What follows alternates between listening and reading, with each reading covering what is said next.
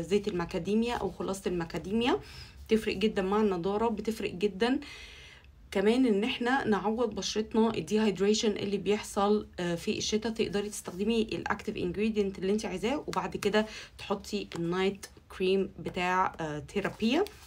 اوكي، عايزه اوريكم بس قوامه ثيك، ولكنه يعني it's not thick, it's thin، بس very rich. يعني قوامه كده هتحسي ان البشرة عليها a thin film of nutrients، حلو جدا.